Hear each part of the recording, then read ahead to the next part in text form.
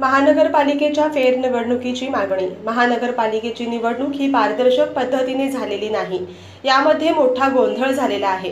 त्यामुळे सदर निवडणूक प्रक्रिया रद्द करावी आणि फेरनिवडणूक घेण्यात यावी अशी मागणी विविध संघटना आणि निवडणुकीतील पराभूत उमेदवार यांच्या वतीने करण्यात आली। या मागणीचे निवेदन जिल्हाधिकारी यांच्या नावे सादर करण्यात आले। या निवेदनात म्हटले आहे की महानगरपालिकेची निवडणूक ही सदोष पद्धतीने झाली आहे। मुळात मतदार याद्या योग्य रीतीने पूर्ण करण्यात आलेल्या नव्हत्या, त्यामुळे मतदानावर देखील विपरीत परिणाम झाला आहे। अनेक मतदारांचा अधिकार हिरावून घेतला गेला आहे। मतदान यंत्रे व्हीव्हीपॅट प्रणालीशी जोडणे गरजेचे होते, परंतु त्याला देखील फाटा देण्यात आला। यामुळे मतदान प्रक्रिया चुकीच्या पद्धतीने झाली आहे। त्यानंतर निवडणूक मतमोजणी प्रक्रिया अत्यंत चुकीच्या पद्धतीने पार पडली आहे। यामुळे उमेदवारांना मोठा फटका बसला।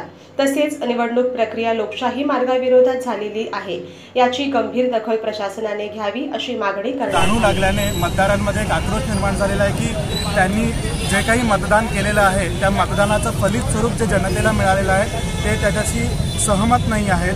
म्हणून आज फक्त मतदारच नव्हे तर ज्या उमेदवारांनी या निवडणुकांमध्ये सहभाग दर्शवला त्या उमेदवारांमध्येही ती साशंकता निर्माण झालेली आहे की त्यांनी जो काही प्रचार केला त्या प्रमाणात त्यांना मतदान झालेलं नाही आहे आणि या मतदानामध्ये बरेचशा त्रुटी आढळून आलेल्या आहेत। यात प्रामुख्याने निवडणुका पारदर्शक झाल्या नाहीत असं कॅन्डिडेटचं म्हणणं आहे आणि त्यामध्ये या निवडणूक प्रक्रिया या खूप कमी वेळेत पार पडलेल्या आहेत। प्रामुख्याने सुप्रीम कोर्टचा निकाल आहे 2013चा की जर तुम्ही मशीन वापरत असाल EVM मशीन तर त्याला मशीनला व्हीव्हीपॅट जोडणं हे अत्यंत महत्त्वाचं आहे।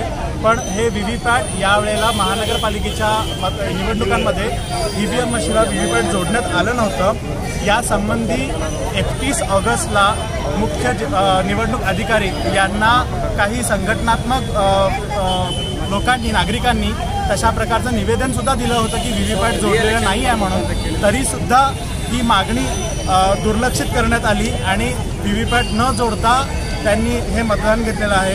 त्यासोबत शेकडो मतदारांची नावे या मतदार यादीतनं ही गहाळ झालेली होती। फक्त एका वॉर्डमध्ये 58 वॉर्डमध्ये हा सगळा प्रकार दिसलेला आहे। त्याचनंतर अनेक ठिकाणी देशाबाहेर असताना सुद्धा त्यांच्या नावाचं वोटिंग या ठिकाणी झालेलं आहे।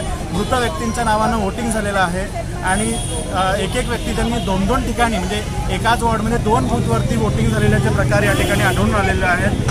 त्याचप्रमाणे ही निवडणूक अत्यंत पारदर्शकपणे झालेली नसून त्या निवडणुकीसंदर्भात पुन्हा एकदा जिल्हाधिकाऱ्यांनी निवडणूक अधिकाऱ्यांनी याबद्दल पूर्ण चौकशी करून आम्ही जे काही मुद्दे मांडलेले आहेत त्या मुद्द्यांवरती त्यांनी आपलं म्हणणं लेखी स्पष्ट करावं आणि जर त्याच्यामध्ये त्रुटी आढळत असतील तर ही निवडणूक रद्दबातल करून या निवडणुका पुन्हा घेण्यात याव्यात आणि तोपर्यंत महानगरपालिकेतली शपथविधी असू देत किंवा या सगळ्या ज्या प्रोसिजर पुढच्या आहेत या स्थगित करण्यात याव्या अशा प्रकारचं आम्ही मागणी यावेळेला सर्व मतदारांमार्फत जे काही उमेदवार आहेत त्यांच्या माध्यमातून आम्ही ही मागणी आज जिल्हाधिकाऱ्यांनी दिलेली आहे।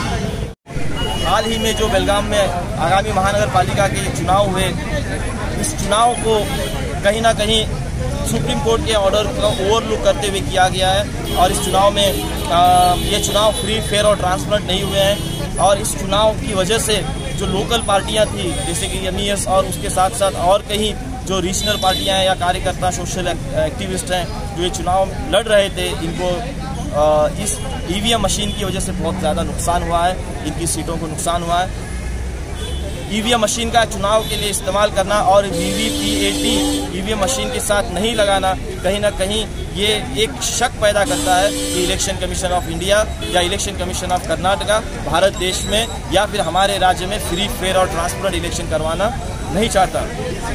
सुप्रीम कोर्ट का ऑर्डर होने के बावजूद भी VVPAT का इस्तेमाल नहीं करना ये इस बात का सबूत है कि इलेक्शन कमीशन और राष्ट्रीय लेवल की पार्टियां साठगांठ करके रीजनल पार्टियों को और लोकल लीडर्स को ख़त्म करने का षड्यंत्र बड़े पैमाने पर कर रही हैं। जब तक भारत देश में और भारत देश के किसी न किसी चुनाव में EVM मशीन का इस्तेमाल होता रहेगा और EVM मशीन के ज़रिए से चुनाव होता रहेगा तो तब भारत देश के लोकतंत्र की हत्या होती रहेगी। अगर हमें लोकतंत्र को बचाना है तो EVM मशीन को हटाना होगा।